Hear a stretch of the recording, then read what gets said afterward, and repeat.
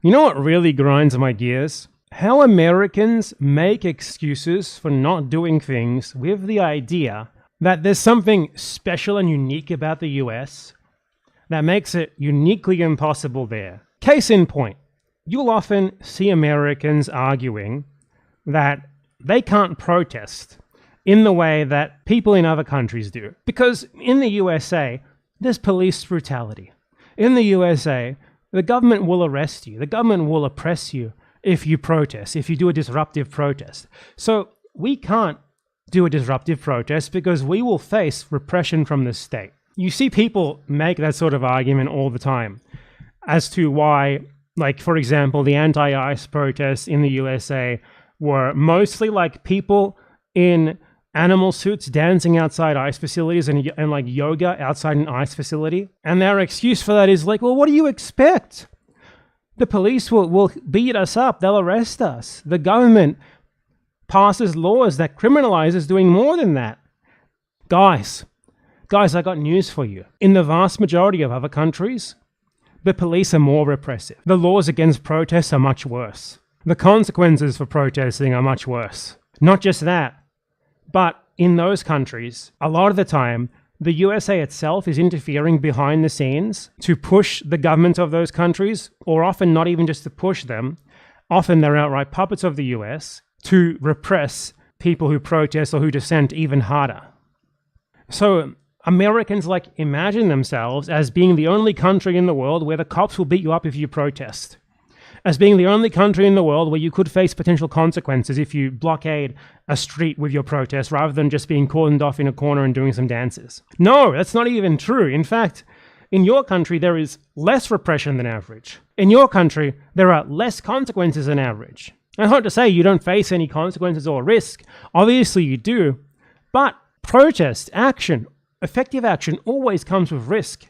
It's just lower in your country than in many other places. So when you look to a country like Bolivia right now, where there are mass protests, mass blockades in the street, and your excuse is something like, well, we can't do anything like that. The cops will attack us.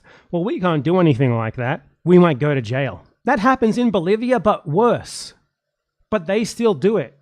And look where it's gotten them. It's gotten them tons of leverage. You can do that too. There's nothing stopping you from doing it. The situation in your country is not so unique that you cannot do it. Well, it's unique in the sense that in your country, the status quo suits most of you quite well, so you don't really have an incentive to do it. But the problem is you're not arguing that. You're pretending that things are worse there for you than they really are, and that the reason why Americans don't protest is largely because it's uniquely repressive, it's uniquely risky, when that's not the case. The reason why Bolivians protest more than Americans is because they have less to lose. Prolonged blockades of streets like they're doing in Bolivia, I've never seen one of those in the US, have you? The reason why Americans don't do that is because it doesn't suit their material interests to do so. The status quo, for most of them, is quite good. It's much better than things in other countries. So when you're on top of this system, why would you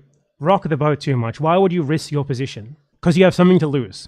Americans are always like, oh, it's so bad here. No, it's not bad there. It's not. It's not. Americans are some of the richest people in the world. If you think you have it bad, just imagine how much worse it would be for someone in one of your imperial victim nations at the same income level that you have relative to your own country. What you perceive as bad is nothing compared to the global average. I would respect these people more if they just came out and said, yeah, I'm not going to protest because I don't want to lose what I have. I like what I have and I don't want to lose it. It's way more honest than coming out and saying, well, I can't protest because the US is exceptional. There's an exceptional level of repression. There's an exceptional level of targeting of activists or something. It's not. It's not even close. Not only is it worse in other countries, but in other countries, the US is interfering there with the CIA and shit to do all of that on top of what their own governments are already doing to them. They make the same American exceptionalist arguments in regards to why they have to vote Democrat, why we have to always run as Democrats, and then inevitably get turned into the left wing of imperialism, the liberal Zionist wing of the US state. Always, we can't make our own third party and stand by our principles because it's too hard here. The system is rigged against it. we have a strong two-party system. The system is rigged in every other country too.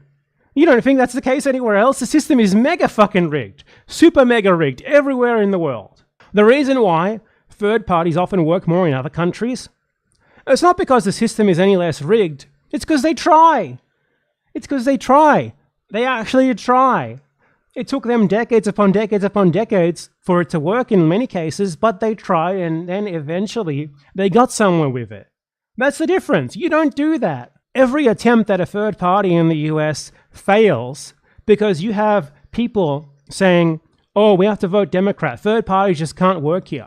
Whereas in other countries with systems that are not only just as rigged against any sort of counter-hegemonic electoral campaigns or anything, but again, the USA is interfering to try and stop those sorts of campaigns from prospering, something that you don't have to deal with in the USA because you are the USA. You don't have this sort of external interference against you on top of everything else like people in other countries do. The reason why it doesn't work for you is because you don't even fucking try.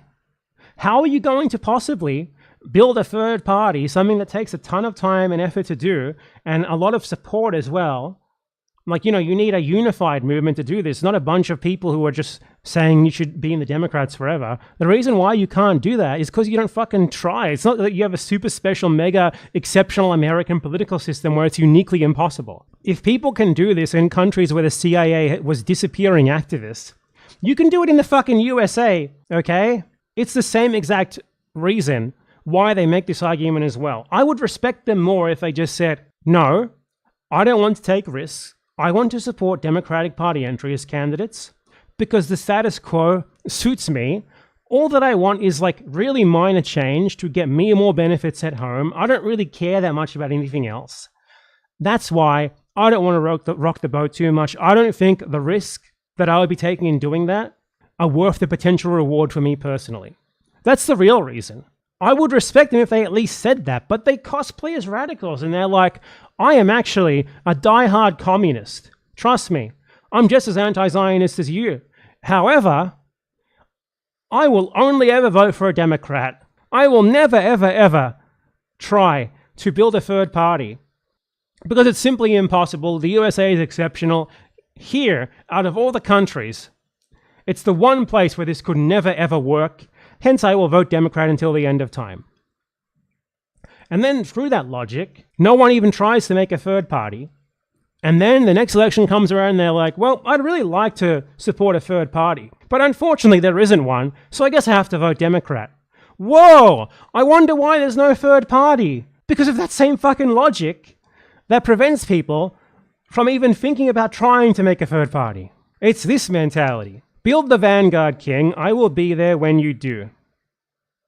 It's like, I support your goals, but I'm going to do nothing to work towards them. We have to vote Democrat because it's just not possible to build a third party. That's the same exact logic that prevents you from being able to build a third party. It's a self-defeating argument, and it's obviously dishonest. Because it's always coming from people who don't want any substantial change to the status quo, but who don't want to admit that. Like, I swear I have the same goals as you. I swear I want there to be a third party just as much as you do. But I'm not going to do anything to try and help bring it about. Like, legitimately, all that it would take to build a legitimately threatening third party in the USA is one single big-time left-leaning figure to put their weight behind it. To put their weight and money behind the initiative. And the fact that no one does it kind of says it all. And the fact that the people who could be doing it, like Hassan there, don't even try and instead make arguments for why they shouldn't even try because the US is exceptional, it can't work here, etc., etc., etc. Says it all as well. So yeah, look, the USA isn't exceptional. Americans, you are extremely bad at politics, especially left-wing Americans. You suck at politics. You're really bad at it. You have everything to learn from other countries, where they have faced odds way worse than anything you will ever face, and come out much better than you ever have. You have so much to learn from them, and yet you act like you have nothing to learn from them, and actually, your country is super exceptional and unique, and that can never work there. I'd respect you more if you just came out and said, I don't want to do that because I'm happy with how things are mostly. I want small change at most. I don't want to take any risks. I would respect you for being honest, because all of your arguments for why you can't do this or that works and has worked in countries that are literally imperialized by yours, in countries where there's CIA-backed death squads disappearing people, and they have been for like 50 years, they have still managed to break two-party systems. They have still managed to blockade roads and like force the government to accede to their demands in real protests. There's only one real reason why you don't do that, and it's because you don't want to, not because you can't.